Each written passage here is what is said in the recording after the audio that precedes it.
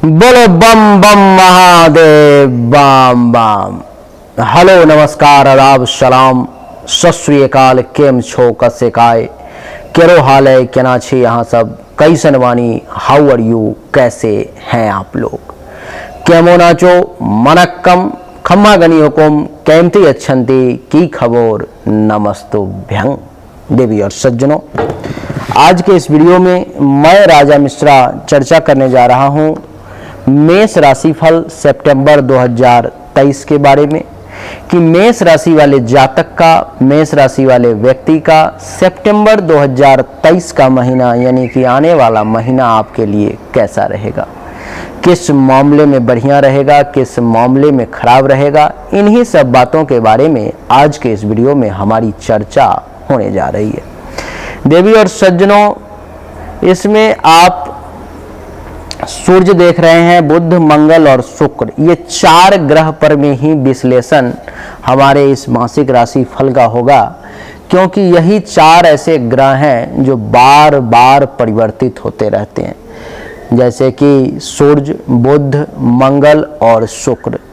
राहु, केतु, गुरु, शनि, ये सब इतनी जल्दी परिवर्तित नहीं होते, लॉन्ग टर्म के लिए सबका अपना अपना समय है। देवी और सज्जनों, आइए चर्चा को आरंभ करता हूं। आपको बता दूं कि सूर्य जो है सो 17 सितंबर से कन्या राशि में यानी कि कुंडली के छठे भाव में चले जाएंगे और 17 सितंबर से पहले तक ये आपके कुंडली के पंचम भाव में ही रहेंगे। शुक्र जो है पूरे महीना आपके कुंडली के चौथे भाव कर्क राशि में रहेंगे। बुध भी पूरे महीना आपके कुंडली के पंचम भाव सिंह राशि में रहेंगे और मंगल भी पूरे महीना आपके कुंडली के छठे भाव कन्या राशि में रहेंगे। इन सब का कोई राशि परिवर्तन इस महीने में नहीं होने जा रहा है। सिर्फ सूर्य ही एक ऐसा ग्रह है जो आपको 17 सितंबर से कन्या राशि में आ रहे हैं, उससे पहले ये भी आपके कुंडली के पंचम भाव में। देवी और सज्जनों, होता क्या है कि एक से एक अच्छा, एक से एक बुरा योग बनता है गोचर में। आपके ऊपर में फल को ज्योतिषियों के द्वारा बताया जाता है, फिर आपका जब फीडबैक लिया जाता है तो आप कहते हो कि गुरुदेव, पंडित जी, ज्योतिषी जी, ये जो आपके द्वारा जानकारी दी जा रही है उसमें जो आप अच्छी अच्छी बातें बता रहे हो वो हमारे ऊपर में लागू नहीं हो रही, वो फल मुझे नहीं मिल रहा, तो फिर आप ऐसा क्यों कर रहे हो, क्यों बता रहे हो। लेकिन आप फिर कहते हो कि आपके द्वारा जो बुरी बातें बताई जा रही है हमारे बारे में वो पर्याप्त मात्रा में हमें मिल रही है, यानी कि जो अच्छी बातें बता रहे हो वो किसी और को और जो बुरी बातें बता रहे हो वो हमें मिल रही है। आखिर ऐसा क्यों होता है देवी और सज्जनों? इसका एक ही कारण है, बड़ा संक्षिप्त में बताऊंगा कि आपकी जो मूल जन्म कुंडली है, निश्चित तौर पर में आपके ऊपर में किसी ऐसे ग्रह की महादशा अथवा अंतर्दशा चल रही है जो या तो मारक है अथवा पापक ग्रह है अथवा 6, 8, 12 में कुंडली में बैठा हुआ है या नीच का है। निश्चित तौर पर में किसी ऐसे ग्रह की महादशा अंतर्दशा आपके ऊपर में चल रही है जिसके कारण से आप उसका सही इलाज नहीं कर पा रहे हो, आपको जानकारी नहीं है, और जिसके कारण से अभी तात्काल में जो अच्छा अच्छा राजयोग बन रहा है, अच्छे अच्छे फल देने के लिए ग्रह सब आ रहे हैं, उसका भी आप लाभ नहीं ले पा रहे। इसके लिए करना क्या है कि आपको जो सामने नंबर दिखाई दे रहा है व्हाट्सएप नंबर 7062757996, उस पर में अपनी जन्म तारीख, जन्म समय, जन्म स्थान भेजना है। जिस व्यक्ति के पास में ये ना हो वो अपने दोनों हाथ के हथेली का फोटो खींच करके भेज दे। जो उचित शुल्क है वो जमा करे, फिर आपको जानकारी मिलेगी, तब आपके बीमारी की जड़ पता चलेगी कि आखिर आपको अच्छा फल क्यों नहीं मिल रहा है, और नहीं मिल रहा है तो उसके लिए क्या किया जाए जिससे कि वो बुरा फल घटे और ये अच्छा फल ज़्यादा से ज़्यादा मिलना शुरू हो। आइए देवी और सज्जनों, अब चर्चा को आरंभ करते हैं। आप मुझे जानते हो, मेरा नाम राजा मिश्रा है और आप सभी इस समय मिश्रा फॉर यू पर में ज्योतिष से संबंधित वीडियो देख रहे हो। आप सब मुझे डॉक्टर सुनील शास्त्री चैनल पर में भी सुनते हो, देखते हो, जिसमें मैं आयुर्वेद की से संबंधित वीडियोज आपको देता हूँ। ऐसी ऐसी बीमारियाँ जो अंग्रेजी दवाई में, एलोपैथिक में जिसका इलाज ही संभव नहीं, डेली दवाई लेना पड़ रही है, बीपी है, शुगर है, यहाँ तक कि कैंसर तक की बीमारी, नहीं ठीक होने वाली है। आयुर्वेद में ऐसे ऐसे औषधि हैं जो 10 रुपये 20 रुपये के में आपका काम हो जाएगा, जहां हजारों लाखों रुपए खर्च हो जाते हैं। तो वहां जाकर के डॉक्टर सुनील शास्त्री चैनल को यूट्यूब पे सर्च करें और ज़रूर जाकर के देखें, आपके काम की बहुत चीज़ें हैं वहाँ पर। आइए देवी और सज्जनों, चर्चा सूर्य से आरंभ करें। सूर्य आपके कुंडली के पंचम भाव में सिंह राशि में 17 सितंबर तक रहने वाले हैं। पंचम भाव में सिंह राशि में सूर्य के रहने के कारण क्या होगा, तो सूर्य सबसे पहले आपको योगाभ्यासी बनाएगा। सितंबर के महीने में सूर्य आपका रुझान योग की तरफ ले जाएगा। आपका योग करने का ज़्यादा से ज़्यादा मन करेगा। आपका मन होगा कि व्यायाम करूं, जिम करूं, थोड़ा सा शरीर में लचीलापन लाऊं, थोड़ा सा वॉकिंग करूं, ये सब आपका मन करेगा। लेकिन देवी और सज्जनों, सुबह सुबह दौड़ने वाला काम मत करना, क्योंकि सुबह सुबह जो दौड़ने का काम है वो हमारे लिए नहीं है, वो पश्चिम के देशों के लिए। हमारे यहाँ की जो वातावरण है, हमारे यहाँ की जो जलवायु है, वो दौड़ने का नहीं कहती कि दौड़ना नहीं चाहिए। तो आप सुबह में जब भी, और सुबह में तो टहलो ही मत। मैं तो ये कहूँगा कि सुबह में तो टहलना ही बेकार है। ये तो सिर्फ आप पश्चिम की देखभाल कर रहे हो, पश्चिम की कॉपी कर रहे हो, वेस्टर्न कल्चर की, जिसके कारण से उसका कोई लाभ नहीं, कोई फायदा नहीं। हमारे यहाँ पर में शाम में भोजन के बाद टहलने की प्रक्रिया है। आप शाम में भोजन करो, उसके बाद टहलो, आपको बहुत लाभ मिलेगा, बहुत फायदा मिलेगा। और सुबह का अगर वॉकिंग वगैरह करते हो तो उसको तो मैं कहूँगा कि पूर्ण रूप से आप बंद कर दो। सुबह में अगर आप कुछ करना चाहते हो तो योग करो, प्राणायाम करो, जो योग की चीज़ें हैं वो आप कर सकते हो, वो आपके लिए बहुत ही अच्छा रहेगा। हमारे यहाँ कहा गया है कि भोजन करके रात में घूमे कदम हजार, भोजन करके रात में घूमे कदम हजार, डॉक्टर ओझा वैद्य की लुट जाए व्यापार। सुबह में कहीं से कोई आयुर्वेद में नहीं बताया गया। हमारे यहाँ की परंपरा ही नहीं है कि सुबह में टहलना है, सुबह में भाग दौड़ करना है ही नहीं, ऐसा तो नहीं करना चाहिए। ऐसा देवी और सज्जनों, आप सुबह में भागना बंद करें। सुबह में केवल बैठ करके लोम विलोम करें, प्राणायाम करें, कुछ योगाभ्यास कर लें। और वॉकिंग की जो प्रक्रिया है वो शाम में, रात में खाना खाने के बाद का रखें। आप आधे घंटे चाहें, 2 घंटे चाहें, जितने देर चाहें आप वॉक करें। 10 मिनट 15 मिनट में कम से कम 1000 कदम तो चलना ही है, वो रूटीन में ले लें, बाकी सब बढ़िया रहेगा। तो सूर्यदेव सबसे पहले आपको बता रहे हैं कि आप इस महीने में, सितंबर के महीने में 17 सितंबर तक आपको ये बना रहे हैं योगाभ्यासी। आप खूब योग करेंगे, योग की तरफ आपका रुझान जाएगा, योग की तरफ आपकी ज्ञान जो है जागृत होगी, आपके मन में, आपके अंतरात्मा में योग को जानने की, करने की इच्छा जागृत होगी। ये सूर्य 17 सितंबर तक पंचम भाव में बैठा हुआ आपको सत्संगी भी बनाएगा। सत्संग करने की जो है इच्छा, सत्संग करने का जो सत्संग में बैठने का, अच्छे लोगों के साथ, संत महात्मा ऋषि मुनि के साथ बैठने के लिए प्रेरित करेगा और आप जाएंगे, बैठेंगे और सत्संग भी करेंगे। देवी और सज्जनों, ये पंचम भाव में बैठा हुआ सूर्य जो है सो आपको पुरुषार्थी भी बनाएगा। आपके अंदर जो है सो पुरुषार्थ की भावना जागृत करेगा। आप पुरुषार्थी रहेंगे, कोई भी काम आपको असंभव नहीं लगेगा। देवी और सज्जनों, हर कार्य को करने की क्षमता, हर कार्य को करने की इच्छा आपके अंदर जागृत हो जाएगी। एक पुरुषत्व जो है, पुरुषत्व सिर्फ पुरुषों में नहीं होता। पुरुषार्थी ये शब्द सिर्फ पुरुषों के लिए नहीं है। देवी और सज्जनों, ये जो प्रकृति है, इस प्रकृति में नारायण के अलावा सब स्त्रीलिंग ही है, सब स्त्री ही है। चाहे मैं हूँ, चाहे कोई लड़की है, चाहे कोई बुजुर्ग व्यक्ति है, चाहे कोई संत महात्मा है, कोई भी है, नारायण के अलावा सब स्त्रीलिंग है, सब स्त्री है। ये प्रकृति ही स्त्री है देवी और सज्जनों।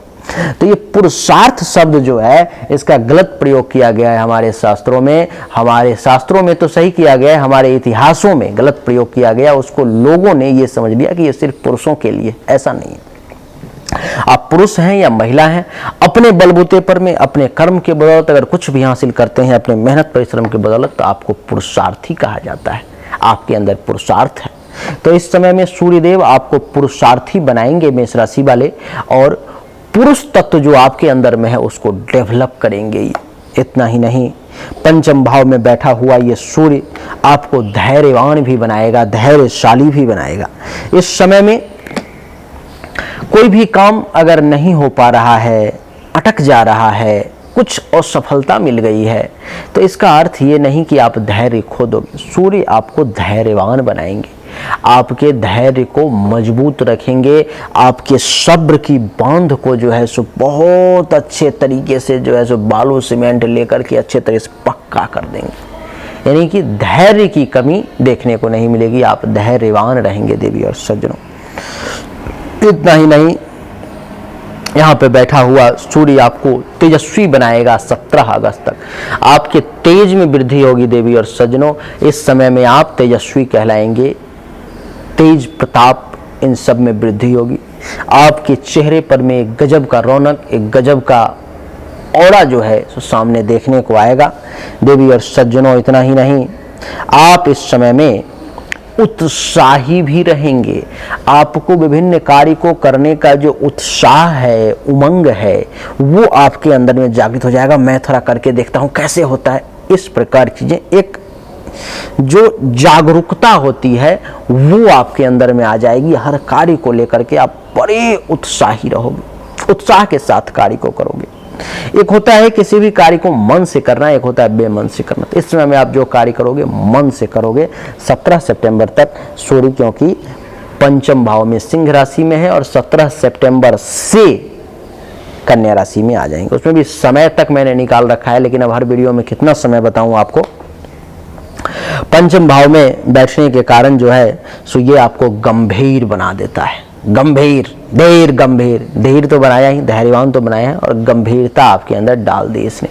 आप बहुत गंभीर जो है इस समय में अपने आप को महसूस करोगे और किसी भी कार्य के प्रति जो है सो आप काम चोरी नहीं करोगे, बहुत ही गंभीरता के साथ कार्य को करोगे, बहुत ही जो है सोच समझ के साथ कार्य को करोगे।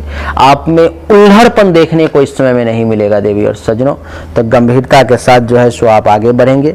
दूसरा, ये पंचम भाव में बैठा हुआ सूर्य आपके लिए सिर्फ गंभीरता ही नहीं, आपके लिए जो है सो ये पंचम भाव में बैठा हुआ सूर्य आपको गंभीरता के साथ साथ क्रोधी बनाता है। आप क्रोधी बन जाएंगे इस समय में।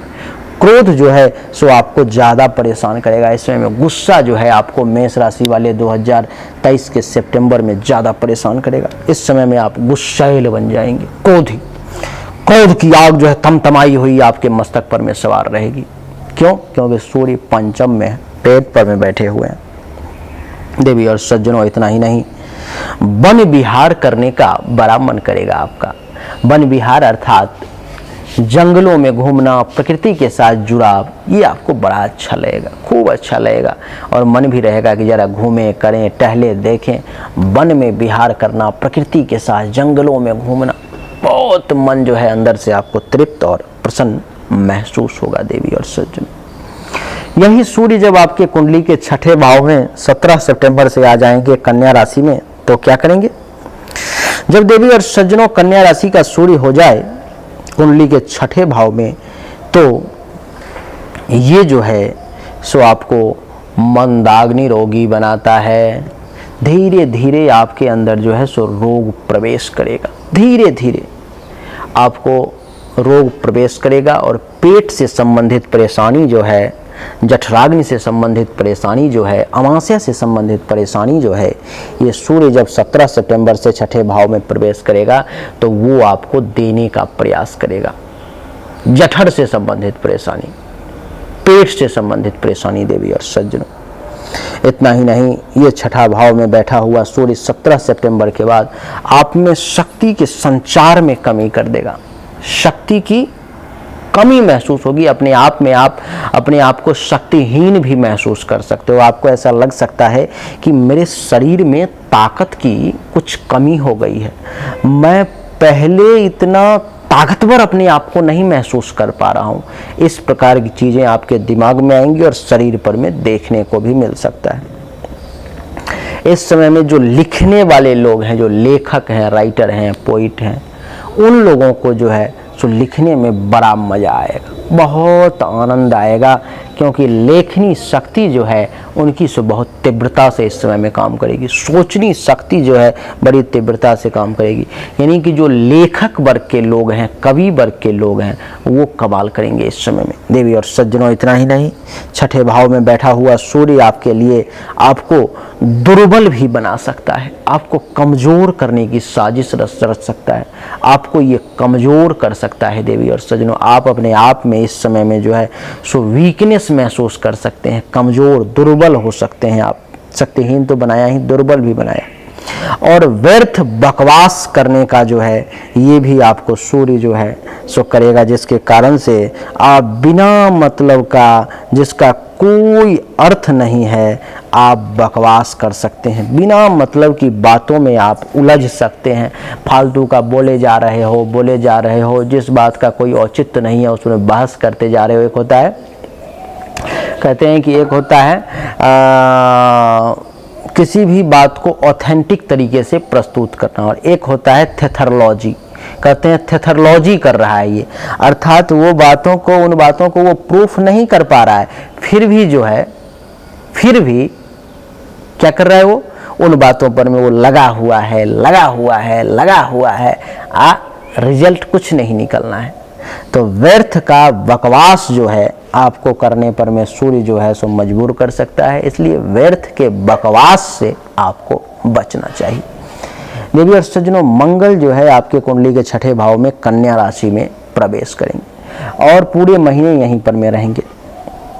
तो मंगल के छठे भाव में बैठने के कारण, कन्या राशि में बैठने के कारण मंगल आपको लोकमान्य बनाने का प्रयास कर सकता है। लोकमान्य अर्थात लोगों के बीच में आपकी प्रतिष्ठा में वृद्धि, लोगों के बीच में आपके मान सम्मान में वृद्धि का योग ये मंगल दे सकता है आपको। हर तरफ लोगों के द्वारा आपको पूजित बनवा सकता है, ये लोग आपको पूज सकते हैं, लोग जो हैं सो आपको इज्जत प्रतिष्ठा मान सम्मान दे सकते हैं, ये काम मंगल करेगा। इतना ही नहीं, मंगल जो है सो आपको मंगल के छठे भाव में बैठने के कारण मंगल आपको व्यवहार कुशल भी बनाएगा। आपका व्यवहार लोगों के साथ इतना बढ़िया कि लोगों का दिल जीत लोगे। बच्चों के साथ कैसा व्यवहार करना है ये मंगल आपको सिखा देगा, बड़ों के साथ कैसा व्यवहार करना है ये भी मंगल आपको सिखा देगा। अपने समकक्ष लोगों के साथ, उम्रदराज लोगों के साथ कैसा व्यवहार रखना है ये भी आपको मंगल सिखा देगा। और मंगल आपको ये भी सिखा देगा जो पाप कर्म से कैसे दूर भागना है, पाप कर्म के तरफ से कैसे पीछा छुड़ाना है, पाप कर्म में कैसे नहीं फंसना है, ये भी मंगल आपको सिखा देगा, बुद्धि देगा। जो शिल्पज्ञ हैं, जो शिल्प कला में काम करते हैं, जिनको शिल्प, जो जैसे कि शिल्पकार हैं, उनके लिए भी ये मंगल का समय जो है छठे भाव में बैठा हुआ मंगल बहुत अच्छा लगेगा। जो कलाकार हैं, शिल्पकार हैं, उनके बिजनेस में बहुत तेजी से ग्रोथ देखने को मिलेगा। उनका बिजनेस जो है आपको दिन प्रतिदिन बहुत बढ़िया जो है देखने को मिलेगा। ऐसा लगेगा कि इनका बिजनेस जो है बहुत तेजी से आगे बढ़ रहा है, यानी कि शिल्पकार का बिजनेस बहुत अच्छा चलेगा। और जो लोग शिल्पकार नहीं है उनको शिल्प विद्या में रुचि हो सकती है, उनका शिल्प विद्या में जो है सो रुझान हो सकता है। देवी और सज्जन, तो ये भी छोटी बात नहीं। मंगल के बाद बात करेंगे अब बुध देव की। बुध देव, देवी और सज्जनों, पूरे महीने आपके कुंडली के पंचम भाव में सिंह राशि में ही बैठे रहेंगे। पूरे महीने पंचम भाव में, सिंह राशि में। और पंचम भाव जैसा कि आप सब जानते हो कि बुध के बैठने के कारण, बुध का पंचम भाव में बैठना आपको मिथ्याभासी बनाता है। मिथ्याभासी का अर्थ है कि झूठ बोलने वाला। बुध इस समय में ये चाहेगा कि आपको किस प्रकार से झूठा बना दे, आप ज़्यादा से ज़्यादा कैसे झूठ बोलो, आप लोगों को कैसे ठगो, करो कुछ कहो कुछ, ज़्यादा से ज़्यादा झूठ बोलना, ज़्यादा से ज़्यादा मिथ्याभासी बन जाना, ये बुध का प्रयास रहेगा आपके कुंडली के पंचम भाव में, सिंह राशि में खास करके बैठने के कारण। देवी और सज्जनों, इतना ही नहीं, यहाँ पर बैठने के कारण कुमार्गगामी भी आपको ये बुध बना सकता है। आपको गलत मार्ग पर चलने के लिए प्रेरित कर सकता है। गलत मार्ग अर्थात जैसे कि जुआ खेलने के लिए आपके दिमाग में लाएगा, जो अगर ये करता हूँ तो मुझे इससे एक बार मोटा पैसा आ सकता है। जुआ, सट्टा, लॉटरी, इन सब की तरफ आपका जो है सो रुझान कर सकता है ये बुध। वेश्यावृत्ति यानी कि जो काम, चोरी, डकैती, लूट पीट, मार पीट, बेईमानी, ये सब जो चीजें हैं, जो चीजें ठीक नहीं है, जो गलत हैं, जिसको नहीं करना चाहिए, उसके प्रति जो है बुध है आपको जागरूक कर सकता है कि क्या देख रहे हो, कर लो, एक बार करने से क्या हो जाएगा, सब करते हैं, कर लो। कुमार्ग पर ले जाने के लिए बुध का सिंह राशि में पंचम भाव में बैठना ही काफी है। अब ये आपके मनोयोग पर में, क्योंकि आपको तो योगाभ्यासी भी सूर्य बना रहा है, तो ये आपके अब मनोयोग पर में डिपेंड करेगा, आपकी मन की शक्ति पर में डिपेंड करेगा कि आप इसके प्रभाव में आते हो या नहीं। देवी और सज्जनों, इतना ही नहीं, बुध का पंचम भाव में बैठना सिंह राशि में ये आपको ठग भी बना देगा। आपके मन में ऐसे ऐसे आइडियाज, ऐसे ऐसे दिमाग में विचार आ सकते हैं जो दूसरे से ठगने की प्रवृत्ति आप में जागृत कर देगा कि इससे ये ठग लो, इससे ये ले लो, इससे ये ले लो। इस प्रकार की चीज़ों को वो जागृत करेगा ये, जिससे कि ठगने का जो भाव आ जाता है, जिसको ठग बन जाते हैं व्यक्ति, वैसा आपको बना सकता है। पंचम भाव में बैठा हुआ बुध आपको कामुक बना सकता है। काम वासना के तरफ जो है आपका खूब मन जाएगा। आप कितना भी कंट्रोल करने की कोशिश करो, आपका मन घूम टहल करके फिर से उसी जगह पे पहुंच जाएगा। आप कितना भी जो है सो वो करो, आपका मन वहीं पर में पहुंच जाएगा, यानी कि कामुक प्रवृत्ति का बना देगा। काम और वासना के प्रति जो रुझान है आपका, वो बहुत अधिक बढ़ा देगा बुध।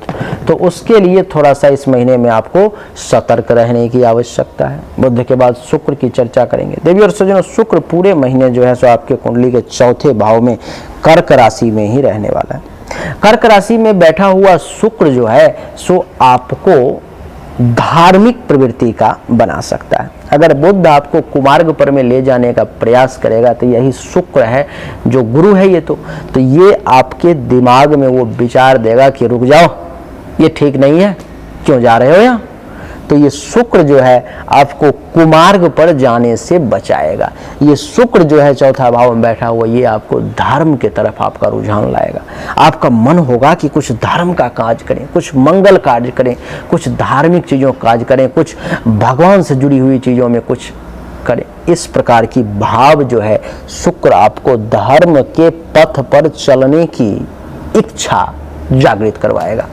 देवी और सज्जनों, इतना ही नहीं, शुक्र के चौथे भाव में बैठने के कारण आप ये भी देखेंगे कि ये सिर्फ धर्म नहीं, धर्म के साथ साथ धर्म को जानने वाला भी आपको बनाएगा। ज्ञाता, ज्ञाता का मतलब होता है कि विषयों को जानने वाला, ये आपको ज्ञानी बना देगा। इस समय में शुक्र इस महीने में लोग आपको ज्ञानी समझ सकते हैं। ऐसा मान सकते हैं कि इस व्यक्ति से एक बार पूछ करके देखो, इसको हो सकता है शायद जानकारी हो। ऐसी इस महीने में कई बार आपको ऐसा महसूस होगा कि लोग आपसे पूछने आएंगे, ये इसके बारे में थोड़ा बताना, तुम्हें पता है क्या इस बारे में। यानी कि लोगों को ऐसा लगेगा कि आप इसके जानकार हो, आप ज्ञानी हो, आपके पास दिमाग है, बुद्धि है, इसलिए लोग धार्मिक के साथ साथ आपको ज्ञानी भी मानेंगे। इस समय में आपको जो है शुक्र के कारण चेहरा सुंदर दिखेगा, बड़ा रौनक से भरा हुआ मनमोहक छवि। अगर श्याम भी है तो श्याम सुंदर की तरह चेहरा दिखेगा, बहुत सुंदर, बहुत अच्छा दिखेगा। देवी और सज्जनों, इतना ही नहीं, ये चौथा भाव में बैठा हुआ शुक्र आपको सुख भी देगा। इस समय में शरीर का सुख, भौतिक सुख, आत्मा का सुख, ये जो है सो देगा शुक्र। तो आपको ये शुक्र जो है सो सुखी बनाएगा। आप सुख प्राप्त करेंगे हर मामले में, आपको बहुत अच्छा लगेगा, बहुत अच्छा महसूस होगा। देवी और सज्जनों, अर्थात आप सुखी भी हो जाएंगे। आपके लिए बता दूं कि ये जो है धन का इच्छुक बना देगा। शुक्र चौथा भाव में बैठा हुआ कर्क राशि में, उसकी इच्छा रहेगी कि आप ज्यादा से ज्यादा धन कमाओ, आप ज्यादा से ज्यादा धन अर्जन करो। पैसा कहाँ से लाओ नहीं लाओ वो पता नहीं, लेकिन लाओ, लेके आओ, यानी कि धन का इच्छा अत्यधिक जागृत हो जाना, ऐसा शुक्र कर देगा। चौथा भाव में बैठा हुआ शुक्र आपको नीतिज्ञ भी बना सकता है, आप नीति के जानकार आप हो जाओगे। ये शुक्र आपको नीति से संबंधित जानकारी देना शुरू कर देगा। आपके दिमाग में आप पढ़ना शुरू कर दोगे, जैसे कि मान लो कृष्ण थे, जैसे कि नीति में चाणक्य थे, जैसे कि मान लो कि नीति में विदुर थे, इत्यादि अलग अलग सबका अपना अपना नीति था, भीष्म पितामह थे। तो आपको नीति का ज्ञान जो है सो इस समय में ये शुक्र जो है सो दे सकता है, यानी कि आपको नीतिज्ञ भी बना सकता है। तो बड़ा सुंदर रिजल्ट है। मिला जुला करके समय जो है सो ये महीना का ठीक रहने वाला है इन चारों ग्रहों के फल के हिसाब से। बाकी के जो ग्रह हैं उनका फल हमने इसलिए नहीं कहा क्योंकि चंद्रमा का फल तो दैनिक राशि फल में आप सुनते हो, और राहु केतु शनि और गुरु इसका वार्षिक राशि फल तक ही रहने दो तो ज़्यादा बढ़िया है। तो उम्मीद करता हूं कि आपको पसंद आया होगा, अच्छा लगा होगा। अगर आपके साथ भी ऐसा होता है कि अच्छी फल तो बताई जाती है लेकिन अच्छा फल आपके ऊपर लागू नहीं होता, आपको नहीं मिलता, तो आप अपने जरूर जन्म कुंडली और हस्तरेखा दिए गए नंबर पर भेजें, जो उचित शुल्क है जमा करके जानकारी प्राप्त करें। उम्मीद करता हूं आपको हमारा वीडियो पसंद आया होगा, अच्छा लगा होगा। अगर आपको पसंद आया, अच्छा लगा, इस वीडियो को लाइक करें, शेयर करें, चैनल को सब्सक्राइब करके इसके बेल आइकन के बटन को दबाएं। एक बार फिर से आप सभी का बहुत बहुत धन्यवाद। Thank you so much. जय हिंद, वंदे मातरम। बोलिए राधे राधे।